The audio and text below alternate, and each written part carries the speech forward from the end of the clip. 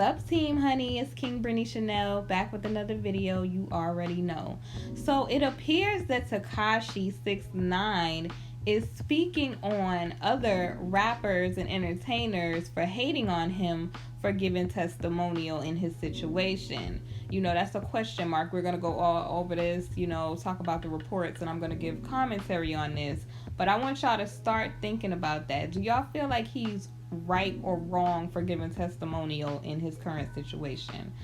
Before we get started, definitely make sure you like, comment, and subscribe. And I hope y'all enjoy my video on this.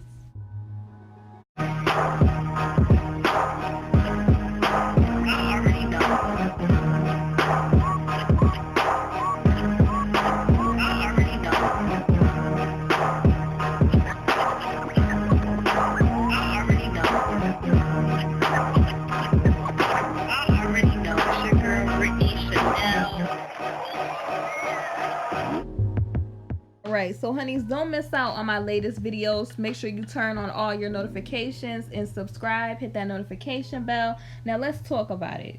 So I'm on the infamous TMZ, and they basically are saying that Tekashi 6ix9ine, and the title is "Rappers Hating on Me, Jealous and Washed Up Has-Beens."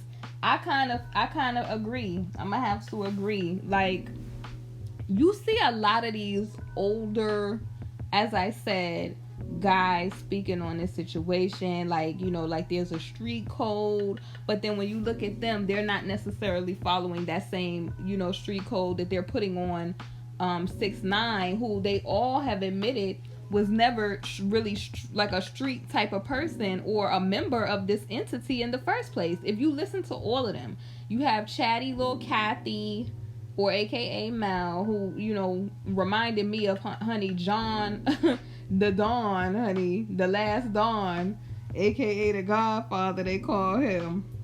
He reminded me of him, like, with these audios that they have released, and he's just talking about intricate things that the organization and people was doing just so freely, as if he didn't know that they do use technology to listen in. Even, back in that time when, the OG people was doing it, they would at least cut on music. Honey, no, he laid across the bed. Yeah, so-and-so getting ready to pick me up. Da-da-da-da-da, shoddy, da-da-da-da, this person. This person is this. Like, the way that they just sit, like, it's nothing worse, like I told y'all, than people just sitting there counting other people money, sitting there hating on what type of house, car, or career a person got. It's just not necessary. And in this 6ix9ine situation, you see that all of these rappers, like the Jim Joneses, he all on the tap talking about, oh, he ain't a member no more. The bank wanted to know why you wasn't a member and why you wasn't bringing them funds and focusing on the things that you should have been focusing on. Y'all know I get very passionate about this topic, because if you listen, like I said, just go back and listen to Tekashi's interviews on the Breakfast Club, and how he was sitting there, grown men just watching your Instagram every day, looking at your every move. They claim that they don't like you, or they don't like your ideology and what you stand for, but they sit there and so miserable, they won't click unsubscribe, they won't click they don't want to follow you no more on Instagram, like how he said, and they just sit there, grown men, just so bothered by this dude with rainbow hair. Like, he admitted that he looks goofy. He admits that, with the tattoos and everything, he looks goofy. He knows he looks goofy. And that's clear. What do kids do but to troll? Soulja Boy does the same situation. And it was people that was hating on Soulja Boy for being innovative in the time that he was, because they were not used to the type of music that he was putting out. Now, granted, I'm not the biggest listener of Soulja Boy's music, but that doesn't take away from the fact that he has had a great impact on the way people stream music, the whole hip-hop formula and how to get noticed. Because everybody was talking about that Tiger moment for a long time. So he's had various moments where he used the whole clickbait, and Tekashi probably most likely took note of that. people like Soulja Boy, who has been very successful with the whole trolling and getting attention and media attention. But he's like he said in the Breakfast Club interview, I think it was the one that was 12 million viewed. He said this is gonna be y'all biggest interview. They was so pressed. They was so just, oh nah, it ain't gonna be bigger than Birdman, honey. That thing passed Birdman and then some. So obviously, like, I think people, it's just sad that people can't just show you love or just say like, yo, I admire what you do. You know what I mean? Even though they may not like how you do it, you know, or they wouldn't have did it the way that they did it, but guess what? You have the right to be you. You have the right to be you. You have the right to do things the way that you want to do it. And that's what the Most High God has given you free will for. Now, on TMZ, this was posted 9/29/2019, 1 a.m. I think this is Pacific time. Ooh, 1,122 comments on this, honey. Tekashi 6ix9ine has been hearing an earful from his fellow MCs about, you know, the so-called snitching. It's all been bad. But 6ix9ine has a theory on all that. He said they're jealous and running scared. That's what they have. And they say that sources close to 6ix9ine told TMZ that Tekashi is well aware of the hate that he's been receiving either on camera in interviews or on social media from his peers. But he doesn't give, you know, a crap about any of it because he thinks those folks are foolhardy haters.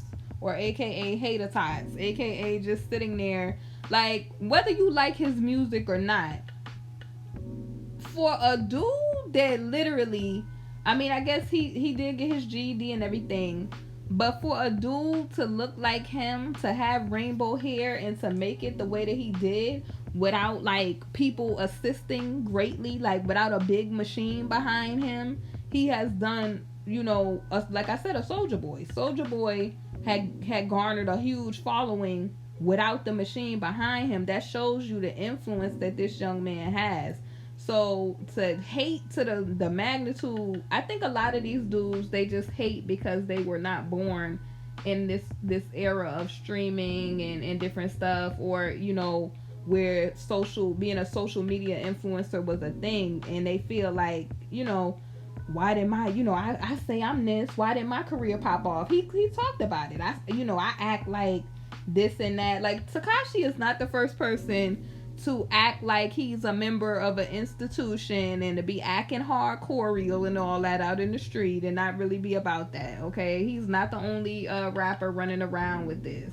So if you're going to be like, oh, I'm not messing with Tekashi, there's so many people that fall in line after Tekashi that's running around acting like they Marcus Garvey or Malcolm X or somebody. And y'all may know who I'm talking about, but it just amazes me that these people, they are the first ones to serve up their communities on a platter, but they have so much to say about Tekashi and his loyalty. Like I said, this reminded me of, you know, of the John Gotti situation and Sammy Gravano situation.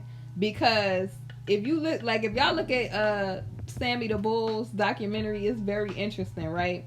So he was gonna be loyal to these dudes that he was, you know, he said he was in full acknowledgement of the life he chose to live and the agreements that he chose to make for himself. That was a part of what they call the life.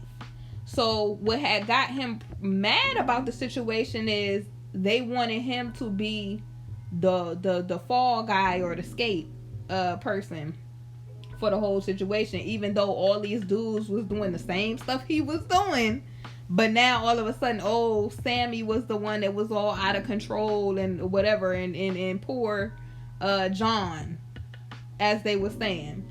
So it's like people with this snitching stuff, it's like they do all kind of stuff and then be mad when it's time to take the consequences.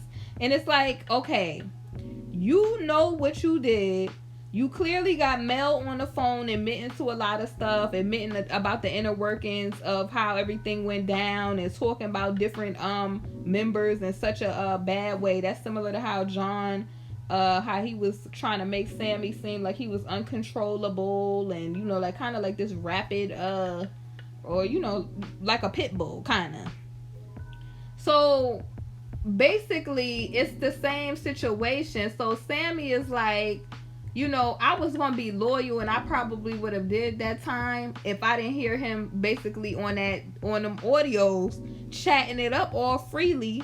And him the thing about it is he wanted all this fame and attention, and he was like my public and all this stuff. Oh, those are my public, the people looking at him, because people kind of made John a celebrity. And so Sammy is like, yo, did you forget that you are in a secret situation? Like this, we not supposed to have all this attention. But he was the one who had put the whole organization on Front Street. And Sammy is like, as a person that's a OG, you're not supposed to be doing that. So it's kind of the same situation to me with the whole Tekashi situation, because they want him to be loyal when the very people that y'all want him to be loyal to have been the main people putting the organization on beam. You got Mel on all these audios, Jim Jones, talking very freely, giving time to go type of orders on the audio about a kid with rainbow hair. Like, why are these grown men pressed with him? You clearly acknowledge that this kid wasn't, into the thing, that he just wanted the whole persona, and that's very childlike. Kids want to appear cool, and then you got a bunch of old dudes, running around, putting up all these signals and stuff, tattoos, the gold teeth, the whole nine, and then trying to compete with the 20-somethings and the youth. It's not cool, y'all. It's not. So these same people running around like it's a code, but they stand with people that have paperwork. Also, it says, according to their sources, Tekashi believes him basically giving testimonial against his old crew will be forgotten almost instantly as he's released.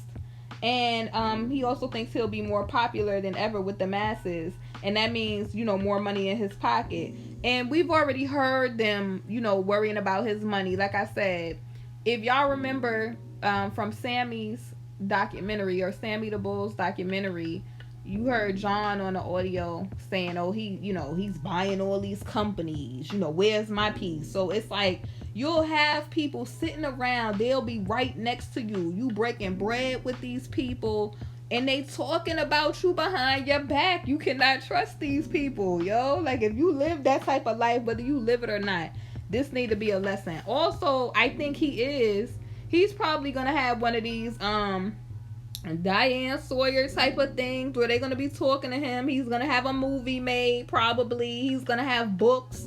They probably want to put him on TV, all of that. He's gonna make a lot of money from this situation. Despite them hating, people are not gonna stop messing with him. And there's so many rappers that are from this generation that are known that will work with him, and they'll do numbers. Like, people are not worried about these old time folks sitting there saying, oh, this ain't cool or whatever. You're gonna see these same people back on the Tekashi wave after this is over, y'all. I'm telling you. So it says they're told that he thinks that anyone in the rap game who's spoken bad of him since his whole ordeal are not only envious, but they're threatened by him, afraid that he'll pass them up and leave them in the dust when he gets out and starts making his hits again. And basically it says those are strong words for a lot of folks, including Cardi. But honestly, like, he always, from what I saw, like in the Breakfast Club interview, he said he rocked with Cardi. He just was saying that he felt like he was the best rapper out of New York, which I don't understand who would be offended by that, because if you're in any sport, you're going to say that you're the best to ever do it. Like Floyd Mayweather in boxing, he's going to say he's the best to ever do it, despite, there being greats before him. He's going to say, I'm the best of my time. It's the same like Nicki probably feel like she the best female in rap, despite other people being, prior to her. So I don't understand why people if you feel like you the best, why you press? That's just simply where that's at. I'm telling you, like, being a young person, like, and being a social media influencer myself, I've seen these people on YouTube, yo. Like, I mean, it's crazy. Like, if you just think about YouTube, I've had people or hater tots try to, turn my videos in to where YouTube is reviewing the videos. They trying to, do slick stuff because they see that you getting, interviews or you getting different stuff, and they're pressed about it. And people don't understand that when you try to, there's no stopping the blessing that God has chosen for a person and chosen to give them.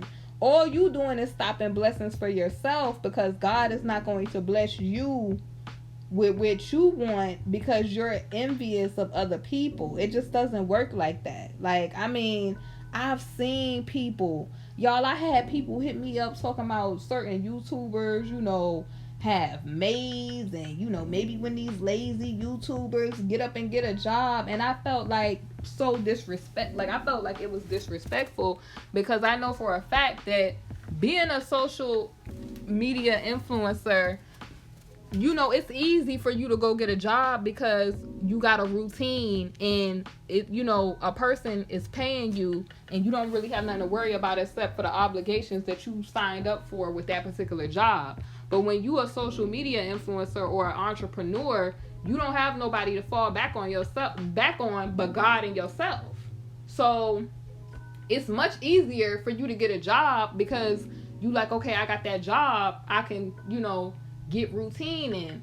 But it's harder to work for yourself because you got to make everything happen on your own. It's like ain't no fallbacks on nobody else. It's you making everything happen for yourself. So I felt like, people just sit around all day. Like, why you pressed about somebody money? Why you worried about what type of house somebody live in, car they drive, what they doing with their money? Like, I've never been a person that cared about anybody else's situation because it ain't mine. That's just how I feel. Like, that is just a bitter way, an oppressed way to just live. Like, who has time for that? All that hateration and things people do. It's just kind of pathetic if you think about it. But this is what Tekashi is going through. Like, he a youth. All he want to do is, have his time to shine, and people is pressed. Like, you heard Mel on the audio.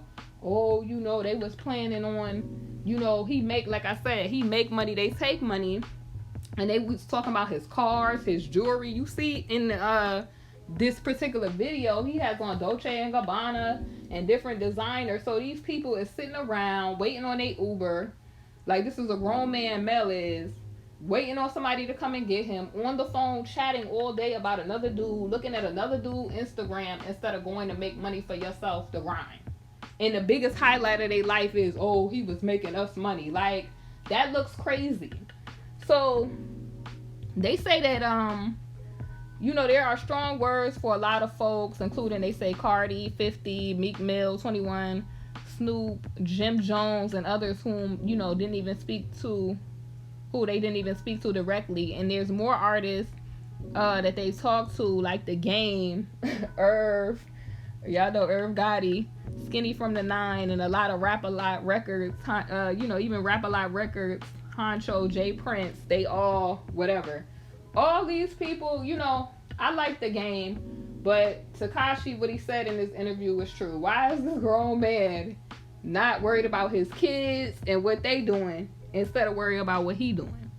So basically, they go on to say that 6ix9ine isn't paying much mind to any of it, though. Apparently, it seems like he's going down the ignorance is bliss road and sticking to it without the witness protection to boot. And they say they reached out to Tekashi's, counsel, Dawn Florio, and she did not give a comment. But honestly, do y'all think he even really needs the whole witness protection thing? Like, honestly, I think it's a lot that you can't do in that, and I think that's probably why they said that he wasn't initially going to do the witness protection. They said because they was reporting that he had money and that he was going to have like a 24-hour security team.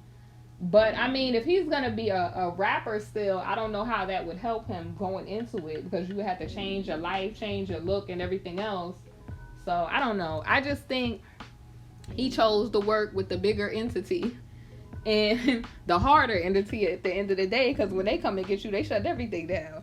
So I think honestly he made the right choice. The only thing is, like, you do have to be accountable for things that you do, though. I'm not like overlooking what he did, because he chose to live that persona, and you're supposed to stay away from the appearance of, you know, that type of stuff. Like, if you wasn't about that life, you should have stayed away from that. And also, if he had different people doing stuff for him, then that's another thing too. So I'm not overlooking that. He definitely got to take accountability for his life. Hopefully he get his life together after this and don't continue the foolishness he was doing prior to this. But these grown men, I don't have no sympathy for. What are y'all's thoughts? Do y'all think that these other rappers are jealous of 6ix9ine? Do y'all feel like he's going to make a bigger comeback when he comes back? Does it matter what these other rappers are saying? I mean, do you think that they could make or break his career? Definitely leave your thoughts on this in the comment section in the chat. I am going to leave the chat open for a little minute so that y'all can give y'all a little take on this. And I will see y'all soon on the next video.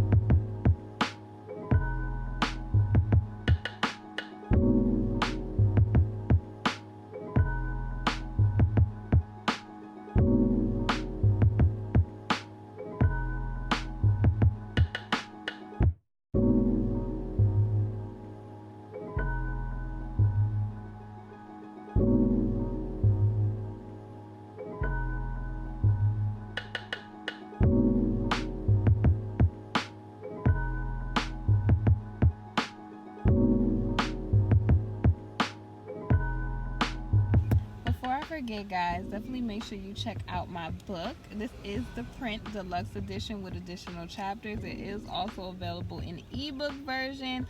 This book I designed and I wrote, if you want to, it helps people discover their purpose, to walk in greatness.